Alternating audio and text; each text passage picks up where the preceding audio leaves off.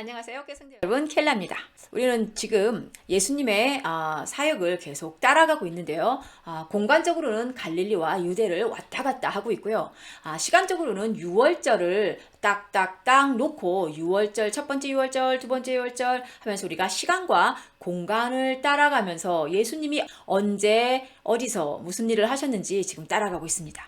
지난 시간에 첫 번째 시작을 했고요. 탄생부터 시작해서 첫 번째 6월절을 지나서 8개월까지 지난 시간 했고, 오늘은 그 8개월 이후부터의 그 8개월 이후부터 두 번째 6월절까지 오늘 공부 범위인 것 같습니다. 그럼 한번 가볼까요? 자, 4강. 유대 8개월 사역 이후에 갈릴리로 이동을 하십니다. 자, 갈릴리로 갔는데 예수님보다 소문이 먼저 가 있죠. 왜냐면 첫 번째 6월절에 내려오셔가지고 뒤집어 엎으시고 성전을 뒤집어 엎으시고 그 다음에 도망가지 않으시고 8개월 내내 유대 땅에 있으셨거든요. 그리고 갈릴리로 갔기 때문에 이미 갈릴리에는 소문이 쫙 퍼져 있었을 겁니다. 그래서 오늘은 첫 번째 공생의 12월경, 그러니까 8개월 지나서, 왜냐면 첫 번째 6월절이 4월이었으니까 4월달에 유대에 갔다가 8개월을 머무시고 12월이죠. 그때부터 두 번째 6월절, 그러니까 4월이죠. 그러면 오늘 공부할 시기는 4개월밖에 안 되네요. 자, 오늘 4개월 동안에 예수님의 행적을 한번 보겠습니다. 자, 가기 전에 제가 약속드린 것처럼 신약 목록을 계속 복습을 시켜드리겠다고 말씀을 드렸고요. 신약은 총 27권인데요. 이게 파란색이네요. 지난 시간에 파란색을 쓰고 빨간색으로 바꾸겠습니다. 자, 총 27권인데요. 자, 시간별로 쫙 펴놓고 보면 이만큼이 사복음서다. 그리고 이만큼이 사도행전이고 이만큼은 사도 요한의 행적인데, 그 전에 알아야 될 것은 우리의 신약은 예수님의 사역과 제자들의 사역 딱 두 덩어리밖에 없다. 그게 바로 역사서고, 예수님의 행적은 마태, 마가, 누가, 요한, 사복음서, 지금 저희가 열심히 하고 있는 지금 진도 범위죠. 그 마태, 마가, 누가, 요한복음에 있고 사도들의 행적은 사도행전에 있다. 그래서 우리가 해야 할 것은 마태, 마가, 누가, 요한을 한 소쿠리에 넣고 탈탈탈 털어서 시간별로 한 줄로 만든다. 왜? 마태, 마가, 누가, 요한은 한 이야기를 네 사람이 보고 쓴 거기 때문에 하나로 만들어 버린다. 그렇게 하는 게 지금 저희가 하고 있는 공부고요. 사도행전은 사도들의 행적인데, 사도들은 예수님 돌아가시고 승천하시고 어떻게 사역을 했느냐, 그것을 볼 것이다. 그러면 이 많은 아들은 누구인가? 라고 했을 때 이만큼은 바울서신 13권이고 요만큼은 공동서신 8권인데, 바울서신은 바울이 1차, 2차, 3차, 4차 여행을 하면서 그 중간중간 쓰여진 이야기인데, 이거는 역사적인 사실도 같이 연결되어 있기 때문에 우린 사도행전을 읽으면서 바울서신도 같이 끼어 읽기를 하면서 공부도 같이 끼어서 공부합니다. 라고 말씀을 드렸고요. 공동서신 8권도 물론 여기 사도행전 시간 보이시죠? 이 삼각형이 지난 시간에 설명드렸지만 똑바로 된 삼각형이 바울서신 13권이고요. 이렇게 역삼각형이 공동서신인데요. 여기 빠졌네요. 요한 1, 2, 3서까지 같이 인데요. 보시면 아시겠지만 사도행전이 쓰여진 시기에 거의 비슷하게 쓰여졌습니다. 하지만 바울서신은 아까 말씀드렸듯이 역사적 사실이 같이 연결되어 있기 때문에 우리가 공부할 때도 같이 끼어서 공부하고, 여러분들이 혼자 성경을 읽으실 때도 중간에 끼어 읽기 하셔야 됩니다. 하지만 공동서신 8권은 물론 이때 쓰여진 편지이지만 역사적 사건과는 연관이 없어요. 그래서 따로 읽으셔도 무방하다고 말씀을 드렸습니다. 자, 우리의 성경, 특히 신약 성경 27권은 이렇게 생겼습니다.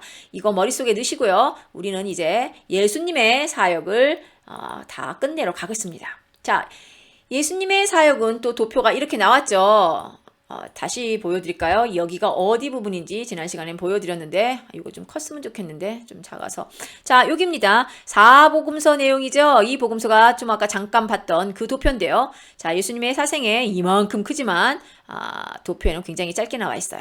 자, 공생에 요만큼. 자, 요 기간을 도표 하나로 만들어 놓은 겁니다. 이거 기억하시고요. 자, 예수님의 생애 한눈에 보겠습니다. 자, 아까 말씀드렸듯이 사생애가 있었고요. 자, 공생의 시작은 30세에 있었다고 말씀을 드렸습니다. 자, 6월절 1, 2, 3. 4. 요렇게 우리가 시간적으로 여기를 맞춰서 간다고 그랬고요. 자, 공간은 이 갈릴리에서 이쪽 유대 땅으로 왔다 갔다 하셨다고 말씀을 드렸습니다. 그래서 시간은 6월절을 기준으로 삼을 거고요. 공간은 갈릴리와 유대를 기준으로 삼고 왔다 갔다 할 겁니다. 저번 시간에 했었던 거는 우리가 사생에 잠깐 했고 30세부터 시작된 공생의 시작부터 첫 번째 6월절을 지나서 8개월간 하면서 요만큼을 우리가 벌써 진도를 끝냈습니다. 그러면 오늘 할 곳은 어디냐면요. 자, 6월절 첫 번째 6월절 지나서 12월부터 라고 얘기하면서 그 다음 6월절까지 두 번째 6월절까지 4개월 요만큼입니다. 이거는 블루로 바꿔야 되겠네요. 잘 안 보여요. 그렇죠? 자, 12월 여기부터 시작해서 두 번째 6월절인 요만큼 여기를 공부할 건데요. 사람들은 여기를 갈릴리 1차 사역이다 라고 말을 합니다. 자, 요 공부를 오늘 마치겠습니다. 잘 봐주세요. 이 소표. 가기 전에 하나의 팁을 드릴게요. 제가 이렇게 제가 써놓은 건데요. 자, 여러분. 첫 번째 6월절 예수님은 예루살렘에 가서 무엇을 하셨나? 그러면 무조건 성전 청결을 연결시키시면 됩니다. 그냥 무조건 외우세요. 왜냐면 성전 뒤집어 엎으셨잖아요. 성전 청결을 했습니다. 언제? 첫 번째 6월절에. 자, 두 번째 6월절 오늘 할 거지만 미리 말씀을 드리면 두 번째 6월절에는 베데스다 연못 사건이 있었습니다. 제가 누누이 구약 때부터 말씀을 드리는데요. 우리는 진주를 너무 많이 알아요. 이야기를 너무 많이 안다는 거죠. 우리 베데스다 사건 모르시는 분 있습니까? 베데스다 연못 사건 38년 된 중풍 환자. 근데 그게 언제 있었는지 어디서 있었는지 아마 베데스다가 갈릴리에 있지 않을까라고 생각하시는 분도 있지 않을까요? 그 정도로 우리가 너무 지도나 이런 거에 관심을 안 가졌습니다. 지금까지. 베데스다는 유대 땅에 있죠. 자, 6월절이니까 유대에 내려와서 있었던 일입니다. 그래서 첫 번째 6월절 성전 뒤집어 엎으셨다. 두 번째 6월절 베데스다 사건. 이렇게 일단은 뼈대를 그렇게 잡아놓으세요. 그러면 나머지 연결시키는데 힘드시지 않을 겁니다. 자, 오늘 진도 나갑니다. 자, 8개월 동안 첫 예루살렘 사역을 마치신 후, 자, 첫 번째 6월절에 오셔서 성전을 뒤집어 엎으시고 8개월 동안 도망가지 않으시고 유대 땅에 계속 있으셨다. 그래서 거기서 사역을 하셨다. 이렇게 저번 시간에 이미 공부한 거 기억나시죠? 그 다음에 갈릴리로 이동했는데요. 이게 또 파랑이니까 다시 빨강으로 바꾸겠습니다. 자, 요거 잠시 저번 시간에 하긴 한 건데 장소 이동 유대에서 갈릴리로 가시면서 유대 여기 갈릴리 여기입니다. 자, 이동하시도록 만든 상황도 지난 시간에 잠깐 짧게 하고 지나갔어요. 왜냐하면 바리새파 사람들이 계속 긴가민가 하다가 결국은 예수를 적으로 간주한 거를 예수님이 아셨다 그랬어요. 자, 예수를 견제하기 시작했고요. 이제는 세례 요한이 아니고 예수를 공격할 준비를 하고 있습니다. 왜냐면 세례 요한은 이미 투옥이 됐기 때문에 사람들이 세례 요한을 퇴장시켰기 때문에 세례 요한은 이미 좀 신경을 덜 쓰고 있었어요. 지금의 관심사는 예수님입니다. 왜냐면 세례 요한보다 훨씬 더 센세이션을 일으키고 있는 예수를 어떻게 해야 될까? 그게 가장 고민이거든요. 지금 종교 지도자들이. 자, 이런 상황에 예수님이 이제 불필요한 마찰을 피해야 되겠구나. 꼭 이렇게 마찰을 만들 필요는 없지. 하면서 세례 요한도 투옥됐겠다. 이제 바리새파도 다시 적으로 몰았겠다. 더 이상 예수님 편이 없는 거예요. 거의 종교 지도자는 다 예수님을 죽이고자 지금 쫓아다닙니다. 이 상황에서 예수님은 다시 갈릴리로 올라가시는데요. 자, 지난 시간에 제가 잠깐 설명을 드렸죠. 세례 요한의 활동지가 어디라고 말씀드렸죠? 여기 베레아 라고 말씀을 드렸어요.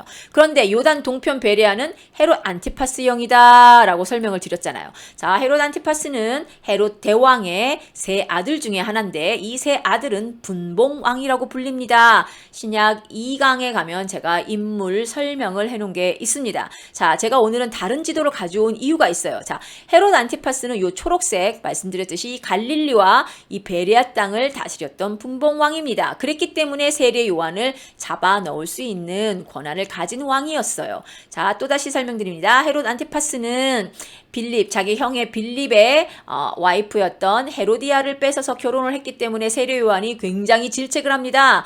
헤로디아가 원수를 갚겠다고 이를 갈다가 결국에는 세례 요한을 잡아넣는 사건이 있죠. 나중에 딸인 살로메가 춤을 추면서 선물로 뭘 줄까 했더니 세례 요한의 목을 주세요 했던 그런 내용 여기와 다 연결이 되는 겁니다.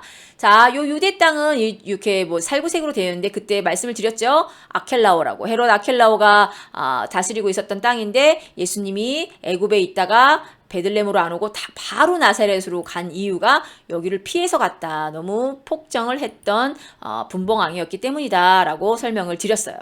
자, 여기까지 하고 예수님이 이제 갈릴리로 가신 백그라운드를 설명을 드렸습니다. 자, 이것도 저번 시간에 잠깐 하고 지나간 얘기예요. 왜냐면 사마리아를 거쳐서 갈릴리로 의도적으로 가셨다는 거 말씀드렸죠. 원래 이스라엘 사람들은 돌아서 요단 동편으로 해서 사마리아를 거치지 않고 갈릴리를 다녔습니다. 자, 사마리아에서도 사역을 하셨고요. 거기서 예배, 구원, 제가 뭐 대면 예배, 비대면 예배, 코로나 바이러스 이후에 우리가 다시 교회로 모일 수 있을까 이런 영상에서도 계속 드린 말씀인데 여기서 예수님이 하신 말씀입니다. 예배와 구원의 개념에 대해서 말씀을 하셨는데 이 산도 아니고 예루살렘도 아니고 너희가 신령과 진정으로 예배할 때가 오나니 곧 이때라 얘기하면서 예배의 장소가 중요한 게 아니라 신령과 진정으로 예배를 드리느냐 너희가 누구한테 어떻게 예배를 드리느냐 그게 중요하다라고 예수님이 말씀을 하셨습니다. 그러면서 사마리아 여인한테도 내가 너한테 내가 누군지 알면 너 나한테 물을 달라 그럴 텐데 생수를 달라 그럴 텐데 라고 말씀을 하시면서 하나님의 구원은 유대인뿐만이 아닌 이방인한테도 다 열려 있다는 사실을 말씀을 하시는 장면이기도 하죠. 자, 여기서 잠깐 보겠습니다.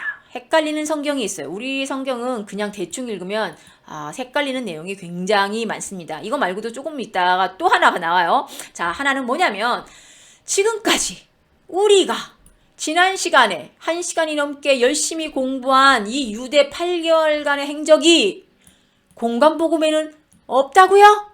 공관복음은 뭐죠? 마태, 마가, 누가 관점이 같다 그래서 공관복음이라고 하고요. 사복음서는 이제 요한복음까지 들어가는데 이유는 공관복음은 거의 비슷한 시기에 쓰여져요. 그런데 요한복음은 30년쯤 후에 쓰여지거든요. 그래서 요한복음은 벌써 공관복음을 다 봤을 겁니다. 보고 나서 요한복음은 썼을 거예요. 그렇기 때문에 지난 시간에 제가 말씀을 드렸듯이 공관복음은 세 개가 거의 비슷합니다. 사건들도 비슷비슷해요. 그런데 요한복음은 거의 80%가 다른 내용을 갖고 있거든요. 자, 이유가 이렇습니다. 그럼 어떻게 된 거예요? 그러면 유대 8개월간의 행적이 마태, 마가, 누가에는 없다고요?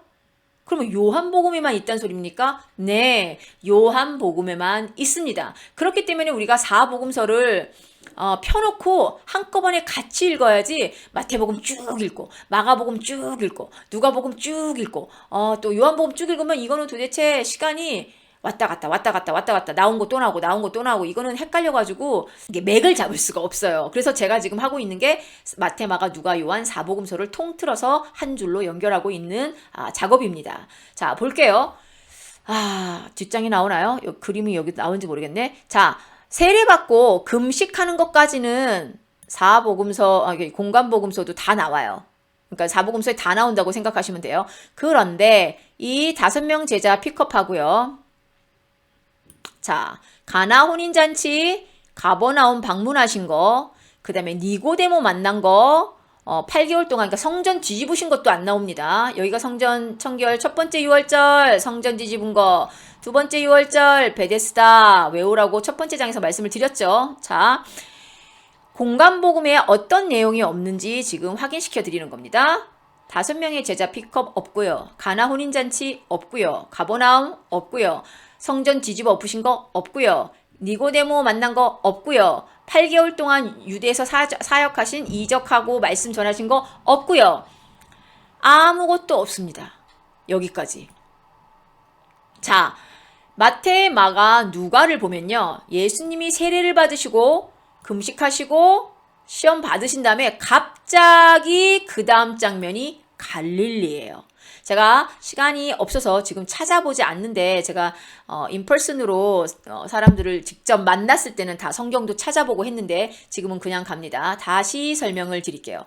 자, 세례받고 금식하고 시험 받은 것까지는 사복음서에 다 있습니다. 하지만 가나운인 잔치, 가버나움 방문하신 거, 니고데모 만난 거, 성전 뒤집어 푸시고 8개월 동안 사역하신 이만큼은 공간복음에는 없습니다. 자, 금식하시고 사탄한테 시험 받으시고 바로 갈릴리 사역이 나와요. 이렇기 때문에 우리가 사복음서를 같이 놓고 읽어야 한다고 말씀을 드렸고요. 그랬기 때문에 지난 시간에 그 시간적으로 가장 먼저 나오는 앞에 부분, 8개월 부분, 5명 제자 픽업한 부분, 요한복음부터 공부를 한 겁니다. 자, 이제 이해가 되시죠? 자, 우리는 요한복음부터 시작한 이유가 여기 있었습니다. 자, 볼게요. 첫 번째 공생애 12월에서 두 번째 6월절 4월까지 4개월, 아까 도표 생각나셔야 됩니다. 도표를 옆에 안 놨네요. 자, 갈릴리에서의 두 번째 기적을 하십니다. 이게 무슨 말이죠? 두 번 모두 가나에서 기적을 베푸시는데요. 그런데 한번 생각해 보세요. 8개월 동안 유대의 땅에 계시면서 기적과 이적을 굉장히 많이 행하셨습니다. 그런데 마태, 마가, 누가에서 보면요. 꼭 예수님이 기적을 두 번밖에 안 베푸신 걸로 나와요. 이때까지는. 왜냐하면 첫 번째는 두 번째도 아니네요. 첫 번째 기적으로 보이겠네요. 왜냐면 가나 혼인잔치가 없었으니까 마태, 마가, 누가는. 자, 그런데 통틀어서 보면 갈릴리에서의 두 번째 기적인데요. 그게 뭐냐면 헤롯 안티파스 신하 아들을 말씀으로 치료하십니다. 성경에는 그냥 왕의 아들이라고 나오는데요. 우리가 그냥 왕의 아들이라고 얘기를 해도 우리 이게 안티파스라고 생각할 수 있는 힌트를 벌써 이미 제가 드렸죠. 자, 여기가 지금 어디냐면 가나예요. 가나는 어느 도죠? 네, 갈릴리 도에 있는 도시 가나입니다. 그러면 그 당시에 갈릴리를, 그리고 그 당시에 요단 동편 베레아를 다스렸던 분봉왕이 누구라고 말씀드렸죠? 네, 헤롯 안티파스입니다. 그렇기 때문에 성경에는 그냥 왕의 신하라고 얘기했지만 우리는 그 사람이 헤롯 안티파스일 거다, 헤롯 안티파스가 왕이었을 거라고 생각할 수 있는 거죠. 이렇게까지 생각을 하면서 성경을 읽어야 재미있고 또 이해도 됩니다. 왜냐면 그때 시대 배경을 알 수 있기 때문이죠. 자, 왜냐면 지금 가나에서 가버나움에 있는 신하의 아들을 치료해 준 거예요. 그러니까 지금 말하면 리모트죠. 우리 아이들이 학교를 못 다니고 학교에서 리모트로 쏴주는 수업을 하고 있잖아요. 그러니까 직접 가지 않고 그냥 리모트로 쏴주는 지금 치료를 하신 거예요. 근데 이게 두 번 다 가나에서 기적을 베푸셨네요. 자, 갈릴리에서 두 번째 기적을 베푸시고요. 자, 드디어 8개월 만에 갈릴리 고향으로 돌아오십니다. 갈릴리 고향으로 갔을 때에는요. 아까 말씀을 드렸듯이 지난 시간에 말씀을 드렸나요? 예수님이 이미 성전을 뒤집어 엎으셨어요. 첫 번째 6월달에 유대 예루살렘에 가셔서. 그리고 바로 도망가시거나 갈릴리로 가시지 않으셨고 8개월 동안이나 유대 땅에서 이적을 베푸시고 기적을 베푸시고 말씀을 다 전하시고 세례 요한의 제자들을 다 접수하시고 추종자들을 만드시고 굉장히 많은 일을 하셨죠.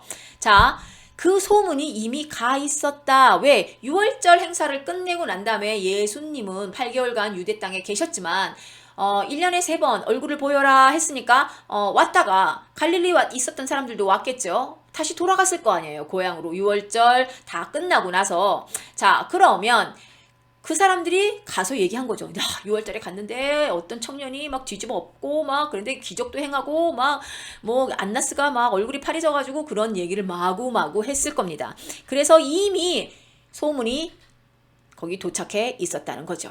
그런데 신기하게도 갈릴리는 도라고 그랬습니다. 나사렛이 아닌 다른 갈릴리 지역에서는 영접을 받으세요. 이렇게 8개월 만에 갈릴리로 돌아가실 때예요. 신기한 게 나사렛에서는 배척 받으시죠. 알잖아요. 2번을 가시는데요. 나사렛에 2번 다 배척을 받으십니다. 자, 그런데 이미 예수님을 배척하기로 입장 정리한 나사렛 회당 원로들. 회당이라는 것은 성전은 아니고 이렇게 교육기관이잖아요. 그러니까 뭐 주일학교 썬데이스쿨 정도 되겠죠. 그러니까 이 사람들 생각이 이해가 되는 게 예수님이 어렸을 때 예수님을 가르쳤던 주일학교 선생님들이었을 거예요. 그러니 예수님을 메시아로 받아들이기가 얼마나 힘들었겠습니까? 그러니까 야고보하고 유다가 대단하다는 거예요. 물론 야고보하고 유다도 처음에는 야고보 유다 제가 누구 말씀하시는지 알죠? 예수님의 형제 야고보 유다를 얘기하는 겁니다. 유다서와 야고보서를 쓴 같이 자랐고 같이 뭐 가르쳤고 이랬던 사람이 예수를 메시아로 인정하기는 쉽지 않을 겁니다. 그래서 예수님이 선지자는 자기 고향에서 환영받지 못한다라는 말씀을 하신 거예요. 지금 뭐 유명한 목사님들도 보니까 가끔 그런 설교 하시더라고요. 내가 지금 이 정도 됐는데 꼭 고향에 가면은 막 누구야 뭐 너 뭐 콜찔찔 흘리고 그랬는데 뭐 이런 말을 계속 한다고. 고향은 우리의 어렸었던 모습을 다 봤기 때문에 참 힘든 곳이긴 하죠. 인정받기가. 또 가장 힘든 거 이건 여담이긴 한데요. 우리가 가정생활을 하면서 가장 힘든 게 배우자한테 인정받는 거래잖아요. 남편은 아내한테, 아내는 남편한테 인정받는 게 그렇게 인정받으면 그 사람은 진짜 인정받는 거랍니다. 그렇게 힘든 일이었어요. 이 나사렛 사람들한테도. 예수는 누구인가라는 답을 이미 나사렛 사람들은 예수님을 다시 보지 않고 결정을 내렸습니다. 메시아가 아닌 걸로 결정을 내린 거죠. 자, 그런데 예수님이 나사렛에 가셔가지고 안식일에 회당을 가십니다. 그래서 읽으신 이사야 말씀이 이거예요, 바로. 주의 성령이 내게 임하였으니 이는 가난한 자에게 복음을 전하게 하시려고 내게 기름을 부으시고 나를 보내사 기름을 부었다. 그리스도다. 메시아다. 라는 뜻이죠. 포로된 자에게 자유를 눈먼 자에게 다시 보게 함을 전파하며 눌린 자를 자유롭게 하고 주의 때를 전파하게 하려 함이시라. 라고 이사야 말씀만 읽으셨으면 상관이 없는데 이게 지금 메시아에 대한 예언인 거 아시죠? 여러분들. 자, 그런데 그것만 한 게 아니라 누가복음이죠. 이제 누가복음에 나온 건데 그런데 이걸 딱 읽으시더니 한다는 말이 오늘 너희의 귀에 응하였느니라 라고 얘기한 거예요. 이 예언의 말씀이 오늘 성취됐어. 이 말이 무슨 말이에요? 안 그래도 지금 나사렛에서는 주일학교 선생님들이 제가 무슨 메시아야 내가 가르치는데 막 좀 이러고 있는데 오늘 너희의 귀에 응했어. 이 내가 나란 소리예요. 나를 보내서 나라는 거예요. 자, 이게 메시아에 대한 지금 예언 이야기인데 그럼 뭐라 하겠어요? 예수님이 자기를 보고 메시아라고 얘기한 거예요. 나 메시아야 이렇게. 그러니 안 그래도 지금 코찔찔도 흘리셨겠죠. 왜 예수님이 어렸을 때 뭐 코찔찔 안 흘리셨겠어요? 하여튼 그렇게 가르쳤던 사람이 와가지고 갑자기 메시아라는 것도 기분이 언짢은데 와가지고 한다는 말이 뭐? 내가 그라고 내가 메시아야? 내가 그리스도다 라고 말을 선포를 빵 하니 나사렛 사람들이 얼마나 당황을 했겠습니까? 1차 갈릴리 사역이라는 말은요. 자, 여기입니다. 12월에서 4월까지 하겠다고 말씀을 드렸고요. 또 파란색으로 바꿔야겠네요. 자, 1차 갈릴리 사역이라고 사람들이 많이 부릅니다. 왜냐면 2차 갈릴리 사역도 있거든요. 자, 1차 갈릴리 사역은 12월에서 4월까지인데요. 자, 첫 유월절 4월 이후 12월에서 이 말이에요. 요 12월은 요 12월이고요. 두 번째 유월절까지 두 번째 유월절 여기잖아요. 자, 첫 번째 유월절 4월. 유월절은 4월이라고 말씀을 드렸습니다. 자, 그래서 요 부분이 지금 오늘 할 얘기고 그게 1차 갈릴리 사역이다 라고 말씀을 드렸어요. 자, 올라가서 처음에 외친 게 이겁니다. 때가 찼고 하나님의 나라가 가까웠으니 회개하고 복음을 믿으라. 이거 세례 요한도 외쳤던 말씀이죠. 자, 예루살렘 사역 후에 비로소 갈릴리에서도 전파하신 메시지입니다. 이게 공간복음에는 요한복음 이야기가 없고 요한복음에 나와 있는 8개월 첫 번째 6월절에 성전을 뒤집어 엎으시고 8개월 동안 했던 유대 사역이 없기 때문에 공간복음만 읽으면 이때 처음으로 예수님이 복음을 선포하신 걸로 착각할 수 있어요. 그래서 좀 많은 분들이 이때가 공생의 시작이 아니냐라고 생각하시는 분들도 있습니다. 근데 뭐 그게 목숨 걸 일은 아니에요. 그렇게 생각하시는 분들은 또 그렇게 생각하셔도 됩니다. 아무튼 요한복음에 나와 있는 이 8개월의 유대, 여기죠. 이 8개월의 이 유대 사역이 공간복음에는 나와 있지 않기 때문에 말씀드렸잖아요. 여기서 금식하시고 시험 당하시고 바로 갈릴리 사역으로 뛰는 장면이 나오기 때문에 이게 아무것도 없기 때문에 마태, 마가, 누가만 읽다 보면 당연히 예수님은 기적도 처음 갈릴리 가가지고 가나에서 그 왕의 신하의 아들을 뭐 가버나움에 있는 리모트로 고치신 그 기적 하나밖에는 읽질 못하겠죠. 하지만 이미 예수님은 유대 8개월 동안의 이적과 말씀과 그 다음에 무슨 거기서 벌써 복음을 선포하시고 다 했습니다. 그런데 이때 비로소 갈릴리에도 말씀을 전파하십니다. 그래서 1차 갈릴리 사역인 거예요. 이때까지는 갈릴리에서는 사역을 안 하신 거죠. 유대 사역을 먼저 하셨습니다. 예수님은 갈릴리 출신이지만 첫 번째 사역은 공생에는 시작은 유대에서 시작하셨어요. 왜냐면 세례 요한한테 세례를 받으신 게 베레아 땅, 유대 땅 그 밑에잖아요. 세례를 받으시고 시작하시고 시작도 유대에서 시작하셨죠. 유대 8개월을 하셨죠. 그 전에 이미 또 5명의 제자도 픽업하셨죠. 자, 사역의 시작은 유대가 먼저였다. 그런데 이제서야 비로소 갈릴리에도 전파를 하십니다. 그 얘기를 하고 있는 거예요. 자, 여기서 아까 제가 또 말씀드렸잖아요. 헷갈리는 거 하나 또 나올 거예요. 그랬죠? 자, 제자들을 다시 부르심, 이 뭔 말이지? 자, 이것도 마태, 마가, 누가만 읽으면, 여기 누가는 안 나오는데요. 마태, 마가에만 나오는 이야기예요. 뭐냐면 베드로가 물고기 잡고 있는데 갑자기 예수님이 이제 사람 낳는 어부가 되라 그랬더니 베드로가 다 그물이고 뭐고 다 버리고 예수님을 따르는 일 기억나시죠? 그런데 이미 베드로는 8개월 전에 처음 예수님이 세례 요한한테 세례 받으러 갔을 때 50일 짐 싸갖고 내려가셨을 때 그때 이미 만났잖아요. 굉장히 오래전에 8개월 전에도 아니에요. 훨씬 더 전이죠. 8개월 유대 사역하기 훨씬 전, 한 2달 더 있으면 한 10개월? 50일 플러스 8개월 뭐 이러면 그쵸? 10개월 정도 되기 전 10개월 전에 이미 만났던 사람입니다. 그런데 마태 마가복음에서 그 장면만 딱 보면 꼭 어떤 장면으로 우리는 기억이 되냐면요. 베드로가 예수님을 처음 만난 거예요. 그 장면이 그래요. 처음 만났는데 예수님이 너를 사람을 낚는 어부가 되게 하리라 그랬더니 베드로가 그물을 내던지고 예수님을 따라가요. 그러면서 우리는 베드로 역시 수제자더니 믿음이 좋아. 그게 아니고요. 이미 요한복음에서 처음에 5제자 픽업할 때 여기 있죠? 5제자 픽업할 때 이미 베드로는 픽업이 됐습니다. 지금 우리는 어디 하고 있냐면요. 1차 갈릴리 여기 하고 있잖아요. 여기.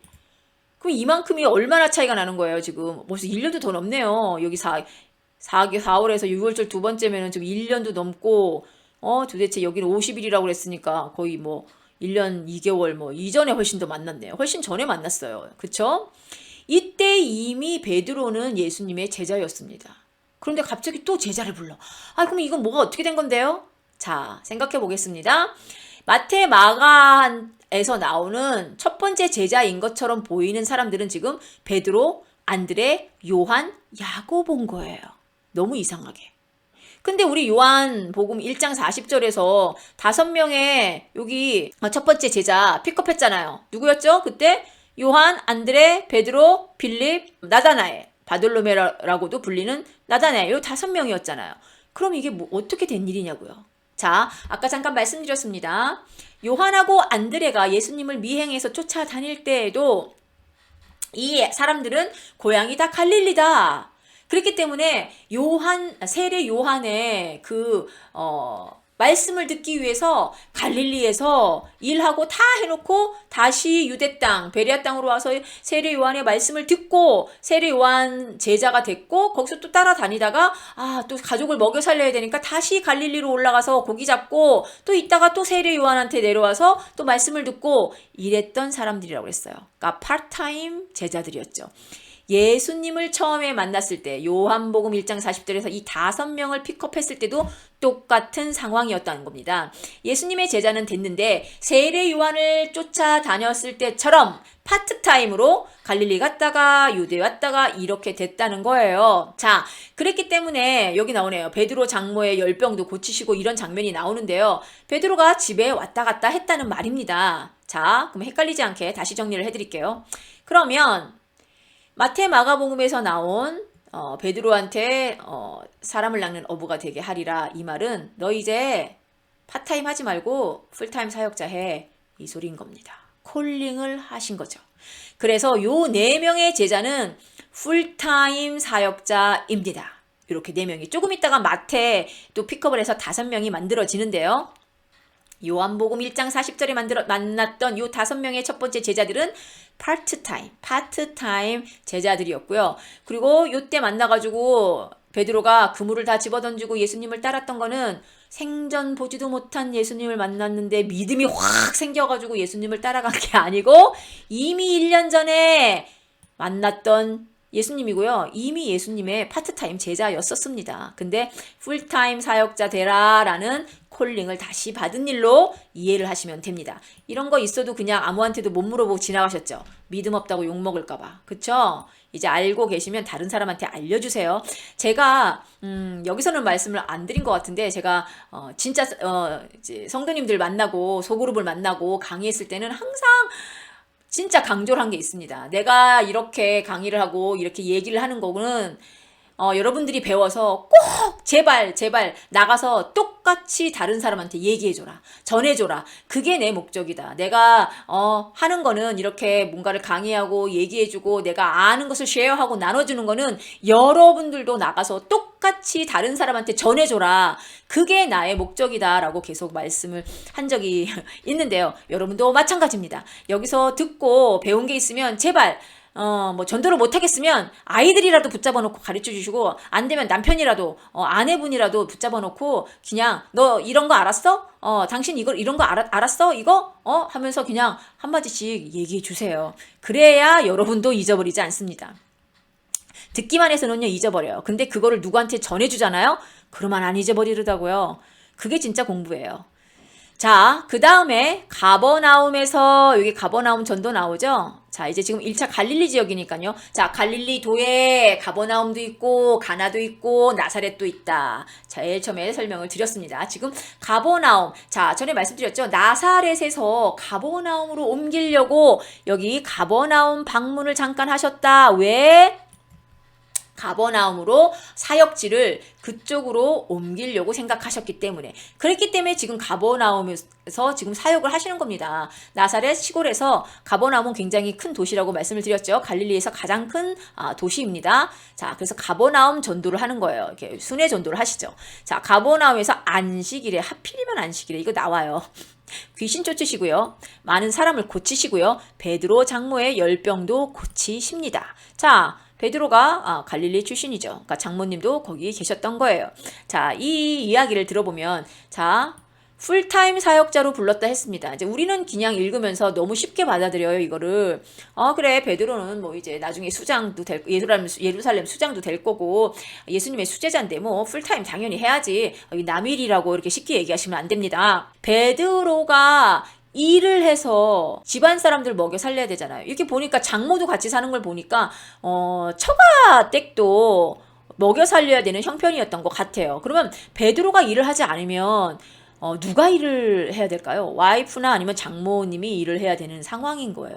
이거는 굉장히 쉽지 않은 결정이었기 때문에 예수님도 베드로의 장모의 열병을 고치시면서 베드로 아내의 마음을 편하게 해준 거죠. 자, 이렇게 열병을 고치고 귀신도 쫓고 하시는 분을 따라가는 게 너무 당연하다라고 생각할 수 있게 예수님이 많은 것을 마련해 주십니다.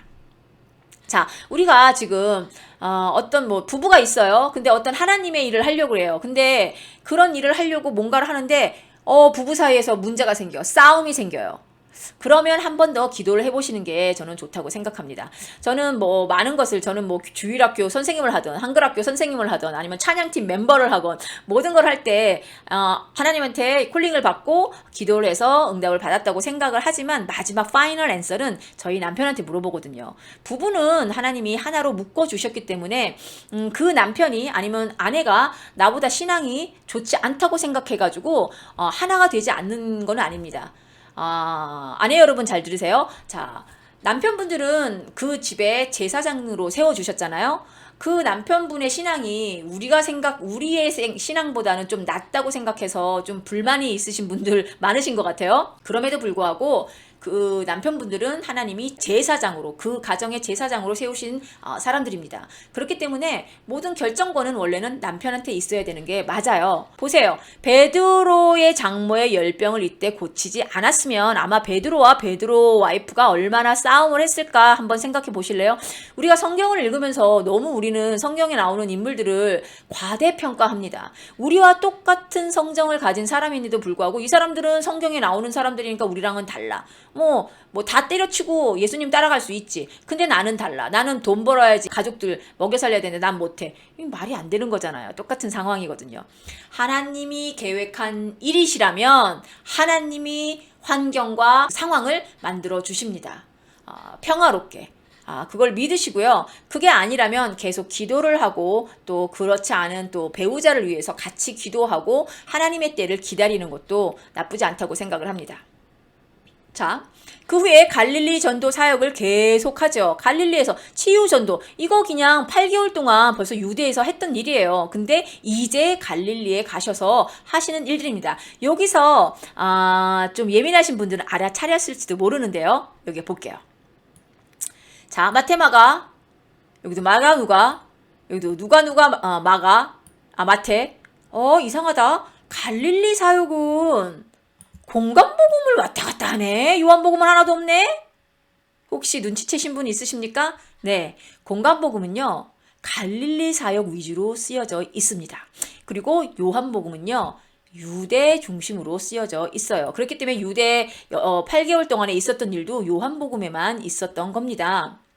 자, 이런 거 한번 생각을 해보시고 강의도 들으시고 또다시 성경을 읽으시면 이제 눈에 확 들어오실 거예요. 자, 순회 정도 하시고 갈릴리 그쪽 가버나움 쪽 중풍병자도 고치시고 마태를 부르시고 자 보세요. 계속 누가복음 마가복음 우리는 공간복음만 들락달락 하고 있습니다.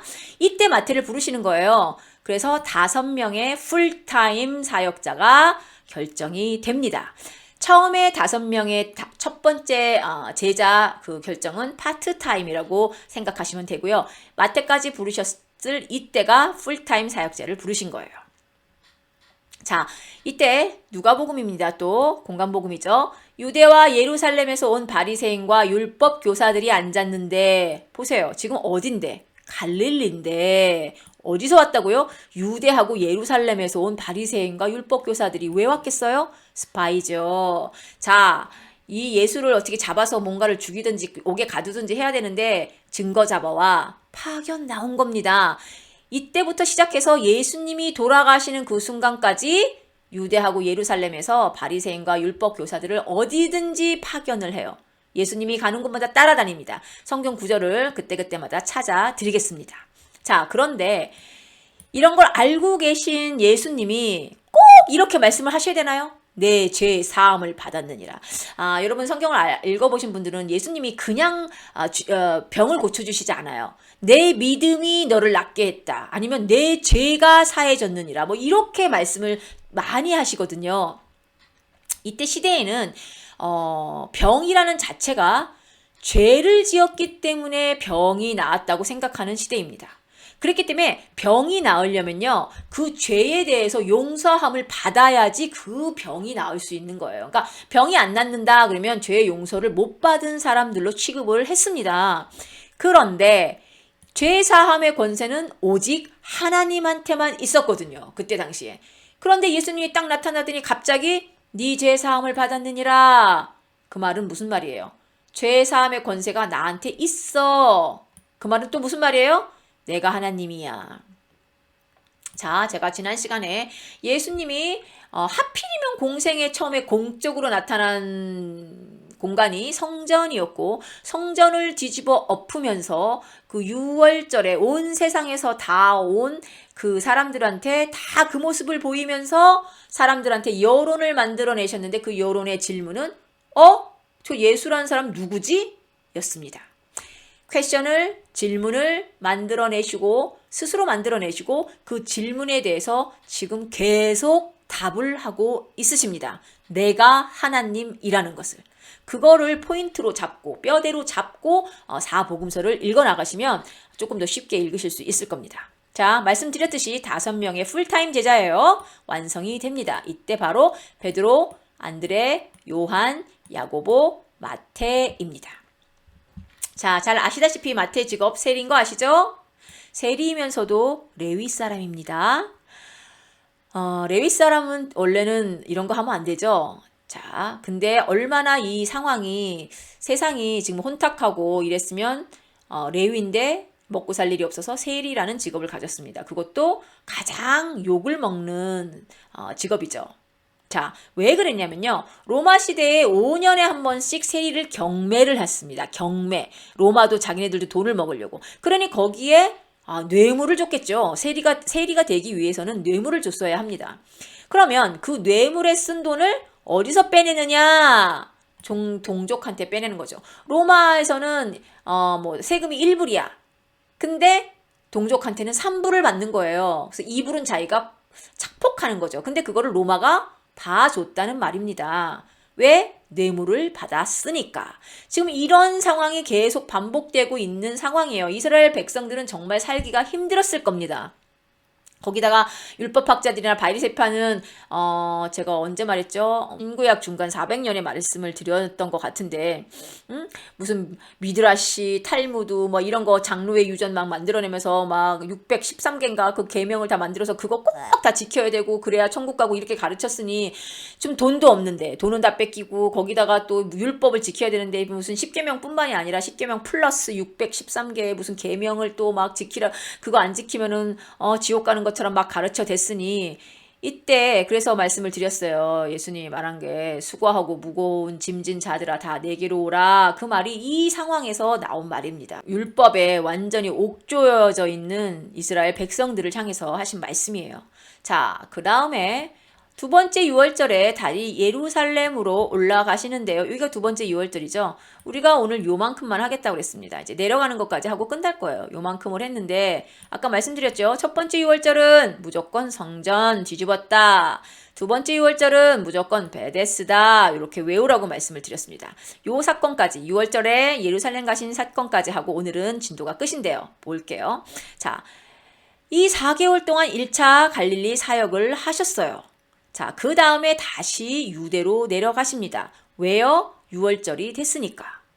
유대로 가시는데 그때가 베데스다 연못 사건입니다. 아까 말씀드렸듯이 우리는 사건이나 진주들은 굉장히 많이 아는데 그게 언제 어디서 왜 일어났는지는 알지도 못하고 알려고 하지도 않고 그렇기 때문에 우리가 모든 성경 그러면 이야기는 여기저기 팝법이 되는데 그게 하나로 묶이지 않아서 그래서 하나로 묶어야지 진주도 되고 아니 그 진주가 목걸이도 되고 뭐 팔찌도 되고 하는데 그걸 못하고 있었다. 제가 그걸 해드리겠다라고 말씀을 드렸습니다. 베데스다 연못 사건은 모두 다 아시죠? 38년 된 중풍 병자를 고치신 사건입니다. 배경은요. 자, 바리새인들의 지금 배경은 어떠냐면요. 민중들을 예수께 빼앗긴 상황입니다. 말씀드렸죠? 바리새파들은 돈은 없었다. 하지만 민중들이 바리새파는 그래도 대제사장들과 사두개파나 헤롯 계열보다는 가문보다는 돈을 덜 따지고 그래도 율법을 중요시 여겼기 때문에 민중들이 바리새파는 조금 더 존경하고 믿었다. 그렇기 때문에 바리새파는 등에 누구를 업었냐면 민중들을 업고 있다. 그러니까 민중들이 힘인 거예요. 돈이 없고. 그런데 그 민중들마저 예수님한테 뺏긴 상황. 자, 제사장과 율법학자들은 예수 때문에 장사가 안 되고 지금 돈을 막 부자고 막 로마를 등에 업고 여기는 바리새인은 민중을 등에 업고 제사장과 율법학자들은 로마를 등에 업고 결주는 민중들이 이때 얼마나 힘들었겠습니까? 자, 그러니까 상황은 예수를 감시하고 바리새인들도 제사장들고 율법학자들도 결국은 예수를 죽이려고 하는 그 상황인 거예요. 지금 벌써 이렇게 됐어요. 6월절 첫 번째 성전을 뒤지고 엎고 1년 사이에 지금 상황은 예수님은 공공의 적이 되어 계십니다. 이 배경을 보고 6월절 두 번째 사건을 봐야 돼요. 자, 베데스다는 은혜의 집이라는 뜻인데요. 이거 마카비 때 만들어진 겁니다. 성전에 물 공급을 하고 의학적인 치료 목적이었다고 그래요. 근데 여기 전설이 있었죠. 물이 처음 이렇게 움직일 때 그게 뭐 천사가 움직인다고 했다고 그런 생각했다 그러는데 처음으로 물에 들어간 사람만 고침을 받습니다. 그런데 38년 중풍병자는 움직이지 못해서 못 들어갔죠. 그런데 예수님이 또 거기 가가지고 내가 낫고자 하느냐? 내 자리를 들고 걸어가라. 근데 아까 뭐라 그랬어요? 그날이 안식일이라고 말씀을 드렸습니다. 안식일에 일하면 돼요? 안 돼요? 안 되잖아요. 그래서 아까 잠깐 말씀드렸듯이 일하면 안 되는데 얼만큼 일하면 안 되는 거야. 도대체 물건을 옮기는지 말라는데 그 뭐 볼펜은 들어도 돼? 돌멩이는 안 되고 그러면 뭐 어떻게 책상은 옮기면 안 되고 뭐 밥그릇은 들어도 되나? 뭐 이런 것까지 비본질적인 것까지 계속 생각하면서 옥조이는 삶을 살고 있었던 거예요. 이스라엘 사람들이. 그런데 갑자기 내 자리를 들고 걸어가라 하니까 그 바리새파 사람들하고 이제 율법학자들이 와서 아니 안식일에 일하면 안 되는 거 몰라? 누가 물건 옮기랬어? 이렇게 된 거예요. 그러니 왜 그러겠어요? 안식일의 주인이 하나님인데 안식일을 이렇게 모독했으니 결국에는 신성 모독이 된 거죠. 하나님이 분명히 안식일을 지켜라 라고 얘기했잖아요. 여기 나오네요. 자, 안식일이 제일 처음에 언제 나온 상황이죠? 백그라운드는 안식일은 하나님이 만드신 겁니다. 언제? 천지 창조를 하시고 7번째 날에 창조의 완성으로 하나님이 쉬시겠다 하셨어요. 그렇기 때문에 안식일의 주인은 하나님이십니다. 하나님이 하시겠다면 하시는 거예요. 자, 그러면서 예수님이 하신 말씀이 있죠. 내 아버지께서 이제까지 일하시니 나도 일한다. 자, 안식일에 일 안 하는 거 너네 법인 거 아는데 사람의 법인데 자, 보자. 근데 내 아버지께서 지금 일을 하신다니까? 그게 무슨 일이냐면 생명의 일입니다. 지난 시간에 얘기를 드렸나요? 아니면 변증하게 때 제가 말을 했나 모르겠는데 하나님은 사랑이신데요. 그 사랑의 일이 뭐냐면 우리를 살리는 일입니다. 그게 사랑입니다. 그래서 God is love 했다고 하나님은 사랑이기 때문에 모든 것을 용서하시고 모든 것을 받아주시고 모든 것이 괜찮으시고 모든 것을 눈 감아주시는 게 아니고 하나님한테 사랑의 정의는 우리를 살리시는 일이에요. 그래서 징계도 하시고 우리를 벌도 주십니다. 그게 사랑인 거예요. 제가 변증학하면서 잠깐 했던 것 같은데 아무튼 근데 무슨 일이냐면 생명의 일, 살리는 일, 지금도 우리를 살리기 위해서 열심히 일하시고 계신다. 그러니까 나도 일해야지. 살리는 일. 그렇게 얘기를 하신 거죠. 자, 그렇기 때문에 여기 보세요. 요한복음에 하나님을 자기의 친아버지라고 하여 자기를 하나님과 동등으로 삼았어요. 하나님과 나는 동등하다. 신성 모독이 된 거죠.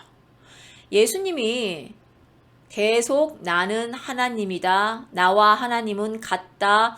계속 선포하고 계시죠. 첫 번째 성전을 뒤집어 엎으시면서 만들어냈던 여론의 질문. 예수 그는 누구인가에 계속 예수님은 답을 하고 계십니다. 자, 여기 또 살짝 보면요. 유대로 내려왔더니 요한복음이 또 설명을 막 해주네요. 이런 것도 한번 보고 지나가세요. 아까 말씀드렸죠? 공간복음은 갈릴리 위주, 유대는 요한복음이 위주다. 이렇게. 자, 결국엔 내가 하나님이다. 예수님이 계속 주구장창 우리한테 하고 싶은 말씀입니다. 그 결과 어떻게 됐을까요?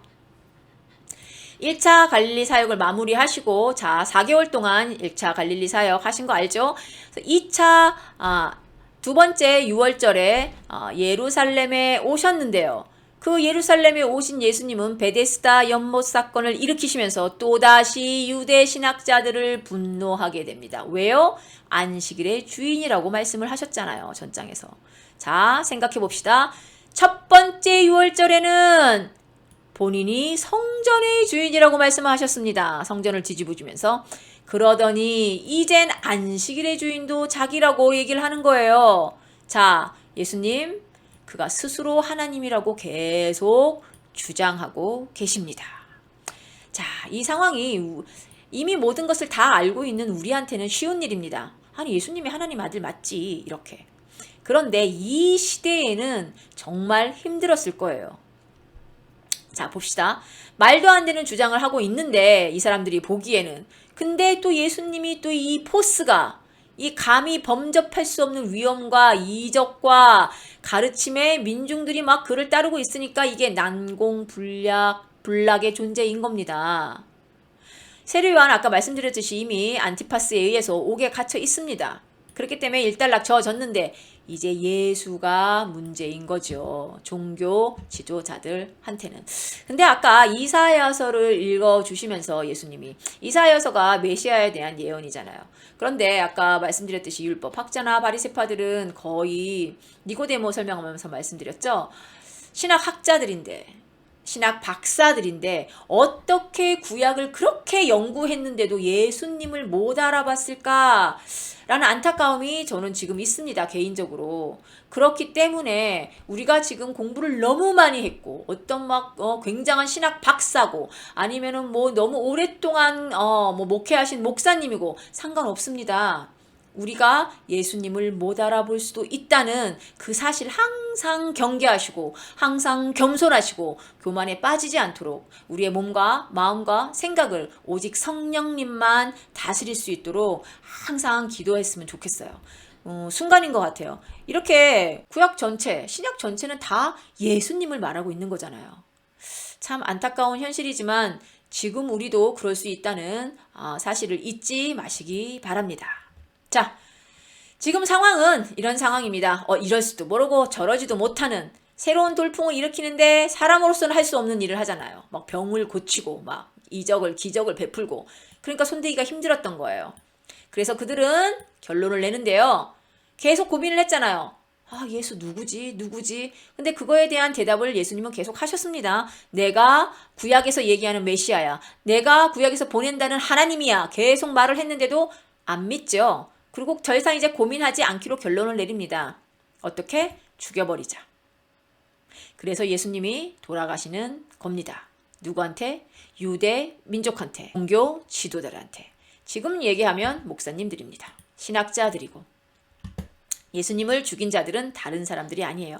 그래서 우리도 지금도 우리가 예수님을 위해서, 하나님을 위해서 무언가를 열심히 일한다고 생각할 때 정말 이게 하나님을 위한 건지 아니면 내 욕심인지 성령님의 조명하심을 기도하셨으면 좋겠습니다.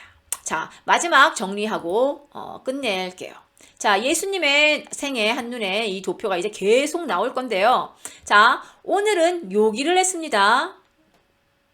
하면서 거의 반을 했네요. 근데 2차 갈릴리 사역이 굉장히 복잡한 게 많아요. 내용이. 그래서 아마 하루에 끝나지 못할 것 같습니다. 자, 지난 시간에는 탄생부터 유대 8개월까지 이만큼을 했는데 오늘 이만큼밖에 못했죠. 제가 설명을 드렸듯이 예수님의 생애는 일단 시간은 6월절로 기준을 잡겠다. 흘러가는 시간은. 그리고 공간은 갈릴리와 유대를 공간으로 잡겠다라고 말씀을 드렸습니다.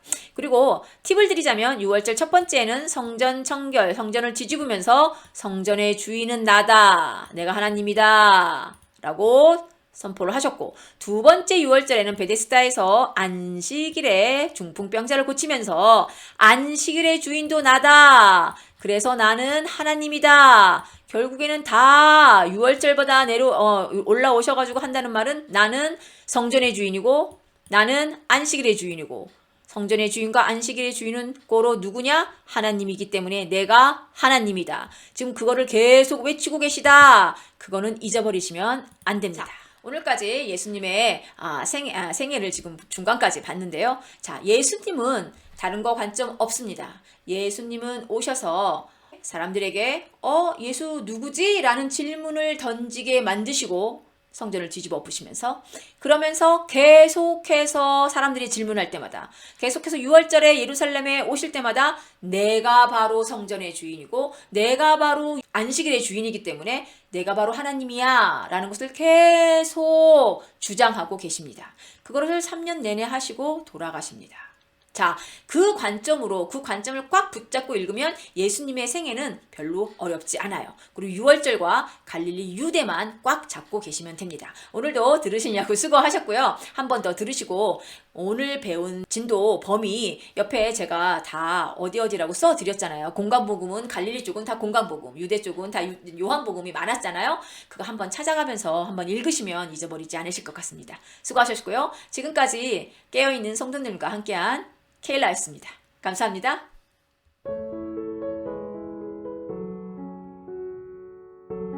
저희 채널은 기독교인이라면 꼭 읽어야 할 성경을 쉽게 읽을 수 있도록 도와드리는 채널입니다. 그리고 우리의 신앙을 마지막 때까지 굳건하게 홀드하고 킵할 수 있도록 같이 동역하는 채널입니다. 주위에 혹시 성경 읽기를 어려워하시는 분들에게 저희 채널을 소개해 주세요. 감사합니다.